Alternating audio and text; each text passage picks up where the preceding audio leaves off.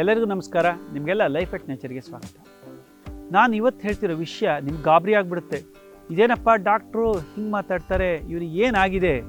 ಯಾಕಂದರೆ ಈಗಾಗಲೇ ಭಾಳ ಕುಡಿತಿದ್ದೀರಾ, ಸಿಕ್ಕಾಪಟ್ಟೆ ಕುಡುಕ್ರ ನೀವು. ದಿನ 90 ಅಥವಾ 180 ಅಂದರೆ ಒಂದು ಬಾಟಲ್ ಫುಲ್ ಕುಡಿತಿದ್ದೀರಾ. ಸಡನ್ನಾಗಿ ನಿಲ್ಲಿಸ್ತೀರಾ? ಖಂಡಿತ ನಿಲ್ಲಿಸ್ಬೇಡಿ.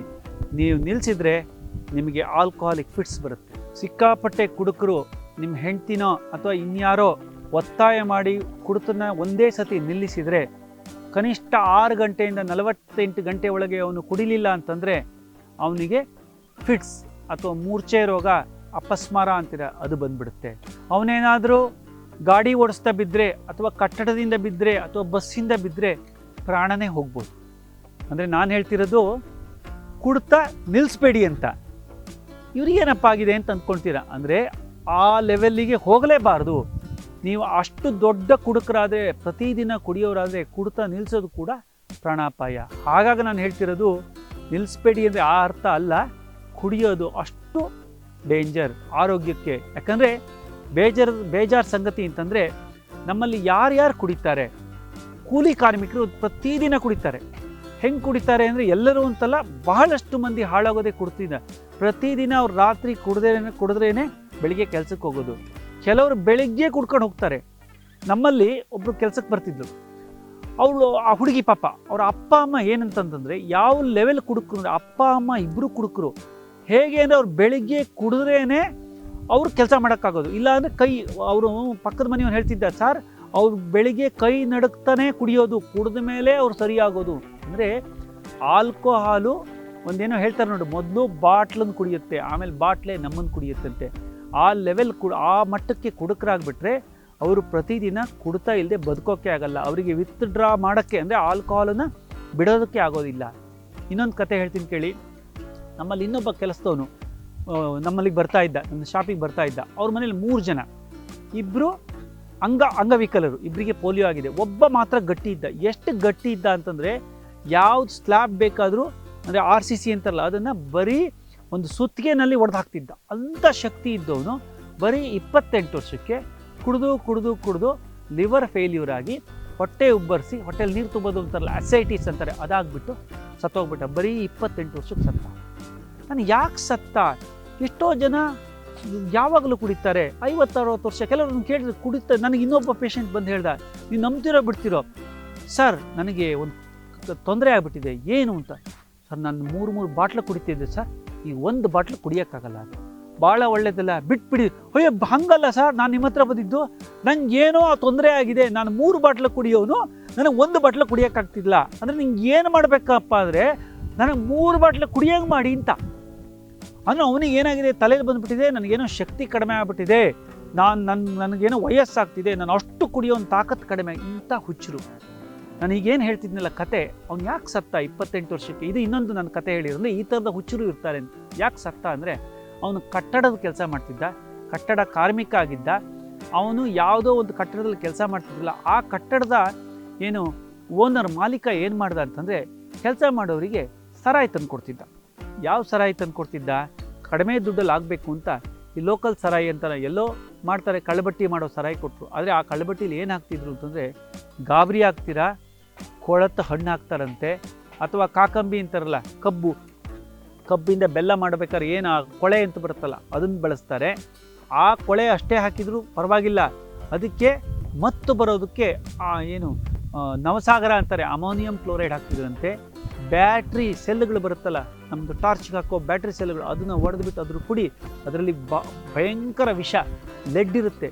ಅದು ಲೆಡ್ಡು ಹೆವಿ ಟಾಕ್ಸಿಕ್, ಅದು ಅಂದರೆ ಲಿವರ್ಗೆ ಟಾಕ್ಸಿಕ್ಕು, ಹಾಗೆ ಕಿಡ್ನಿಗೆ ಟಾಕ್ಸಿಕ್, ಅದನ್ನು ಹಾಕ್ತಾರೆ. ಪರಿಣಾಮವಾಗಿ ಬರೀ 1-2 ವರ್ಷ ಕುಡಿದವನು ಅಷ್ಟು ಬೇಗ ಅವನಿಗೆಲ್ಲ ಹೇಳಿದ್ನಲ್ಲ, ಮಲ್ಟಿ ಆರ್ಗನ್ ಫೇಲ್ಯೂರ್ ಅಂತಲ್ಲ, ಮೊದಲು ಅದು ಲಿವರ್ ತೊಂದರೆ ಆಯಿತು. ಕುಡಿದ ಬರೀ 1 ಗಂಟೆ ಒಳಗಡೆ, ಆಲ್ಕೋಹಾಲ್ ಕುಡಿದ್ರೆ 1 ಗಂಟೆ ಒಳಗೆ ಅದು ಲಿವರನ್ನು ಸೇರುತ್ತೆ. ಲಿವರನ್ನು ಸೇರಿದ್ಬಿಟ್ಟು ಅಲ್ಲಿಂದ ಮೆದುಳಿಗೆ ಹೋಗುತ್ತೆ. ಮೆದುಳಲ್ಲಿ ಅದು ಕೆಲಸ ಮಾಡುತ್ತೆ. ಮೆದುಳಲ್ಲಿ ನಮ್ಮದು ಬೇರೆ ಬೇರೆ ಸೆಂಟರ್ಸ್ ಇರ್ತಾವಲ್ಲ, ಆ ಸೆಂಟರ್ಸನ್ನೆಲ್ಲ ಅದು ಆಲ್ಕೋಹಾಲ್ ಅಥವಾ ಏನು ಸರಾಯಿ ಅಲ್ಲಿ ಹೋಗಿ ಅದು ಕೆಲಸ ಮಾಡುತ್ತೆ. ಹಾಗಾಗಿ ಬಹಳ ಬೇಗ ಮೊದಲು ಹೊಟ್ಟೆ ತೊಂದರೆ ಆಗುತ್ತೆ, ಗ್ಯಾಸ್ಟ್ರೈಟಿಸ್ ಈ ಥರ ತೊಂದರೆ ಆಗುತ್ತೆ ಆಲ್ಕೋಹಾಲ್ ಕುಡಿಯೋದ್ರಿಂದ.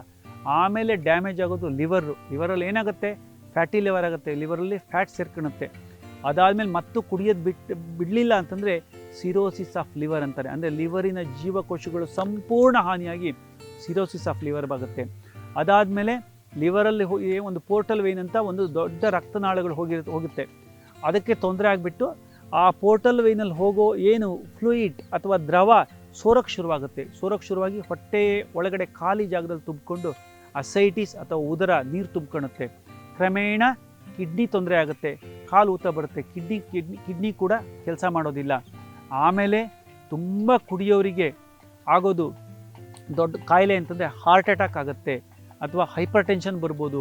ಆಮೇಲೆ ಮೆದುಳು ಮೇಲೆ ತುಂಬ ನರಗಳ ಮೇಲೆ ತುಂಬ ತೊಂದರೆ ಆಗುತ್ತೆ. ನೀವು ನೋಡಿ, ಕೆಲವರು ಭಾಳ ಕುಡುಕರು ಅವ್ರಿಗೇನಾಗುತ್ತೆ, ಮೆದುಳಿನ ಈ ಆಲ್ಕೋಹಾಲಿಕ್ ನ್ಯೂರೋಪತಿ ಅಂತಾರೆ. ಅಂದರೆ ನರಗಳ ತೊಂದರೆಯಾಗಿ ಅವರಿಗೆ ಕಾಲಲ್ಲಿ ಜೋಮ್ ಹಿಡಿಯೋದು ಅಥವಾ ಮರಗಟ್ಟಂಗಾಗೋದು, ನಡೆಯೋಕ್ಕೆ ಆಗಲ್ಲ. ಅವರು ಇಲ್ಲಿಂದ ಒಂದು 10 ಮಾರು ಹೋಗೋದಕ್ಕೆ 1 ಗಂಟೆ ತೊಗೊಳ್ತಾರೆ. ಆಮೇಲೆ ನಡ್ಗಕ್ಕೆ ಶುರುವಾಗುತ್ತೆ, ಟ್ರೆಮರ್ಸ್ ಅಂತಾರಲ್ಲ. ಬಹಳಷ್ಟು ಜನ ನಮ್ಮ ಕಡೆ ಅಡಿಕೆ ತೋಟದಲ್ಲಿ ಕೆಲಸ ಮಾಡೋರು, ಅಡಿಕೆ ಗೊನೆ ತೆಗಿಯೋರು, ಅಡಿಕೆಗೆ ಔಷಧಿ ಸಿಂಪರಣೆ ಮಾಡೋರು, ನಾನು ಭಾಳ ಜನ ಕೇಳ್ತೀನಿ ಕ್ಲಿನಿಕಲ್ಲಿ, ಏನು ಕೆಲಸ ಮಾಡ್ತೀರಾ? ಔಷಧಿ ಹೊಡಿತೀವಿ ಸರ್ ಅಂತ. ಆಗ ಔಷಧಿ ಹೊಡಿಯೋರಿಗೆ ನಾನು ಮೊದಲು ಕೇಳೋದು, ಕುಡಿತೇನಪ್ಪ ಅಂತ. ಕುಡಿಯಲ್ಲ ಸರ್ ಅಂದರೆ ನಂಗೆ ಭಾಳ ಖುಷಿ. ನಾನು ಹೇಳ್ತೀನಿ, ಪರವಾಗಿಲ್ಲಪ್ಪ, ಈ ಕೆಲಸ ಮಾಡೋರು ಕುಡಿದೇ ಇರೋರು ನೀನು. ಅವ್ರು ಕುಡಿಯೋರು ಏನು ಮಾಡ್ತಾರೆ, ನಾನು ತುಂಬ ಜನ ನೋಡಿದ್ದೀನಿ, 30-35 ವರ್ಷಕ್ಕೆ ಅವರಿಗೆ ಒಂದೇ ಲಿವರ್ ಕ್ಯಾನ್ಸರ್ ಆಗಿ ಸಾಯ್ತಾರೆ, ಇಲ್ಲ ಈ ಅಸೈಟಿಸ್ ಆಗಿ ಸಾಯ್ತಾರೆ, ಇಲ್ಲ ಮರದಿಂದ ಬಿದ್ದು ಸೊಂಟದಲ್ಲಿ ಸ್ವಾಧೀನ ಕಳ್ಕೊಂಡು ಸೊಂಟದ ಕೆಳಭಾಗ ಪ್ಯಾರಾಲಿಸಿಸ್ ಆಗಿ ಜೀವನ ಪೂರ್ತಿ ನರಳುತ್ತಾರೆ.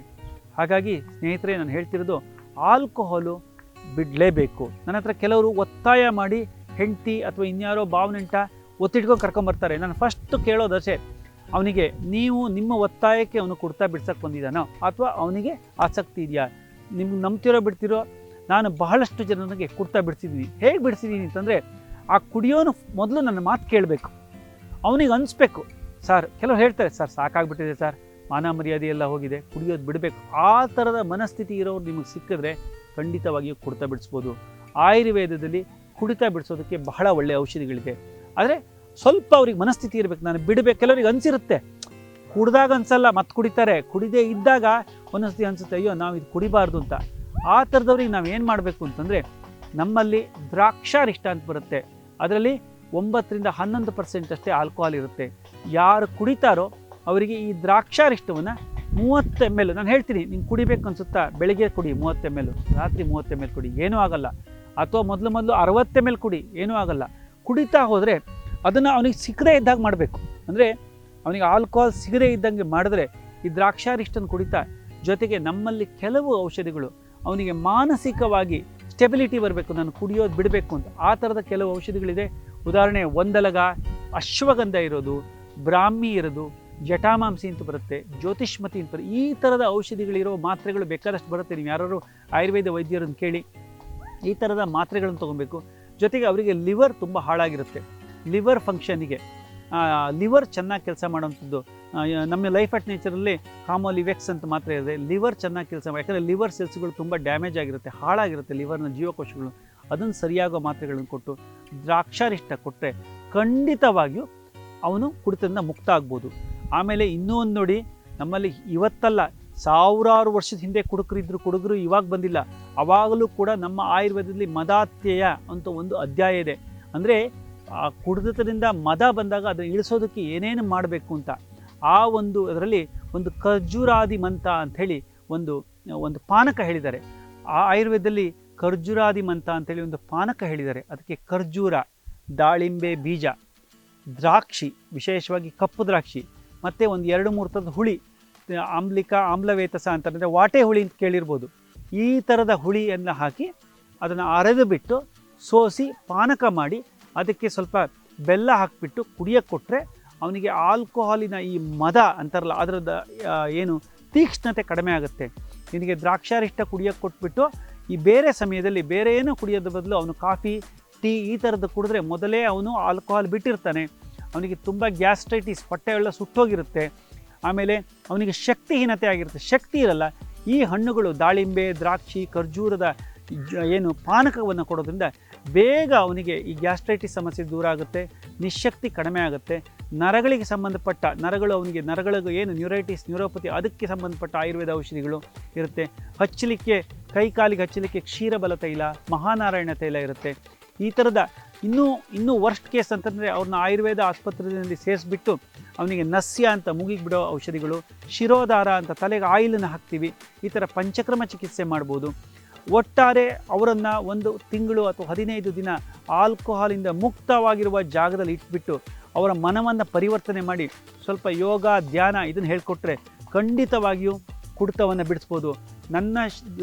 ನನ್ನ ಕ್ಲಿನಿಕ್ನಲ್ಲಿ ಕೆಲವರು ಗಂಡ ಹೆಂಡತಿ ಜಗಳ ಮಾಡ್ಕೊಂಬರೋರು, ದೊಡ್ಡ ಕುಡ್ಕ ಗಂಡ ಹೊಡೆಯೋನು ಬಡಿಯೋನು, ಅಂಥವರಿಗೆ ನಾನು ಹೆದರಿಸಿ ಸುಮ್ಮನೆ ನಮ್ಮ ಪೊಲೀಸ್ನವ್ರು ಇರ್ತಾರಲ್ಲ ಅವ್ರಿಗೆ ಹೇಳೋದು, ಸರ್ ಈ ಥರ ಸಾಯಿಸ್ಬಿಡ್ತಾನೆ ಸರ್, ಅವ್ನಿಗೆ ಸ್ವಲ್ಪ ಹೆದರಿಸಿ ಅಂತ. ಪೊಲೀಸ್ನವರು ನೀನು ಇನ್ನೊಂದು ಸತಿ ಹೊಡೆದ್ಬಿಟ್ರೆ ನೀನು ಕೊಂದಾಕ್ಬಿಡ್ತೀವಿ, ಕೈಕಾಲು ಮುರಿತೀವಿ, ಕುಡಿದ್ರೆ ಈ ಥರ ಸಾಮ ದಾನ ದಂಡ ಅಂತಾರೆ. ಆ ಥರದ ಪ್ರಯೋಗಗಳನ್ನು ಮಾಡಿ ಕೆಲವ್ರನ್ನ ಕುಡ್ತದಿಂದ ಬಿಡಿಸಿದ್ದೀನಿ. ಇವತ್ತಿಗೂ ಕೆಲವ್ರು ಬಂದು ಹೇಳ್ತಾರೆ, ಸರ್ ನಿಮ್ಮನ್ನು ಎಷ್ಟು ನೆನೆಸ್ಕೊಂಡ್ರು ಸಾಲದು, ಕುಡ್ತಾ ಬಿಡಿಸಿದ್ದೀರಾ ಅಂತ. ಹಾಗಾಗಿ ಪ್ರಯತ್ನ ಮೊದಲು ಬೇಕು. ಮೊದಲು ಮನೆಯವರು ಹೆಂಡತಿ ಮಕ್ಕಳಿರ್ಬೋದು ಅಥವಾ ಸಣ್ಣ ಹುಡುಗ ಕುಡಿಯೋಕ್ಕೆ ಶುರು ಮಾಡಿದ್ರೆ ಅಪ್ಪ ಅಮ್ಮಂದರು ಹೆದರಿಸ್ಬೇಕು. ಅವನು ಕುಡಿಯೋದು ಗೊತ್ತಾಗ ಚೆನ್ನಾಗಿ ಜೋರು ಮಾಡಿ ಕುಡ್ತಾ ಬಿಡಿಸಿದರೆ ವ್ಯಸನ ಮುಕ್ತ ಸಮಾಜ ಮಾಡ್ಬೋದು.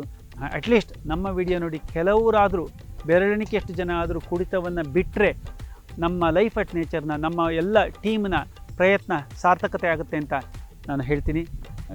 ವೀಕ್ಷಕರೇ, ಇವತ್ತಿನ ಮಾಹಿತಿ ಕುಡಿತದ ಬಗ್ಗೆ, ಮದ್ಯವ್ಯಸನದ ಬಗ್ಗೆ ಬಿಡಿಸೋದಕ್ಕೆ ನಾವು ಮಾಡಿರೋ ಪ್ರಯತ್ನ ನಿಮ್ಗೆ ಇಷ್ಟ ಆಯಿತು ಅಂದ್ಕೊಳ್ತೀನಿ. ನಿಮ್ಮ ಸುತ್ತಮುತ್ತ ನಿಮ್ಮ ಸ್ನೇಹಿತರು ಫ್ರೆಂಡ್ಸು ಯಾರಾದರೂ ಕುಡುಕರಿದ್ದರೆ ದಯವಿಟ್ಟು ಈ ವಿಡಿಯೋನ ಅವ್ರಿಗೆ ಶೇರ್ ಮಾಡಿ.